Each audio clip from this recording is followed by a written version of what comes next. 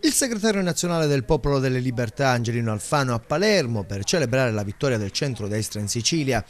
Insieme ai coordinatori regionali Dore Misuraca, Giuseppe Castiglione, il presidente del Senato e neosenatore Renato Schifani e il segretario del PID Saverio Romano. Alfano ha spiegato come il modello siciliano sarà un modello nazionale.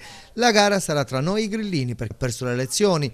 La Sicilia, ha detto ancora Alfano, ha contribuito al nostro grande successo. Il presidente Crocetta ha avuto una vittoria dimezzata, il suo governo è stato punito, ma grande merito va al presidente Berlusconi che ha inciso moltissimo in Sicilia. Noi certamente prendiamo questo come un successo importante perché fa seguito ad un successo della sinistra per le elezioni regionali.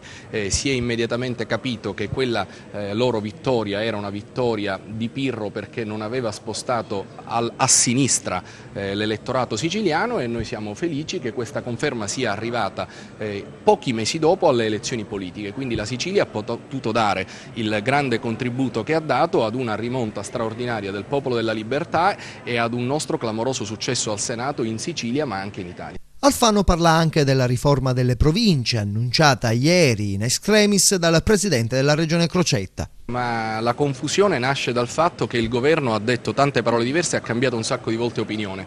Quindi vediamo cosa tirano fuori stasera e speriamo che non facciano pasticci, perché comunque sia i nostri territori hanno l'esigenza di un organo intermedio di governo tra il comune e la regione, e speriamo dunque che non si producano pasticci. Noi siamo un partito che oggi festeggia una vittoria e non siamo qui per parlare di assetti di partito.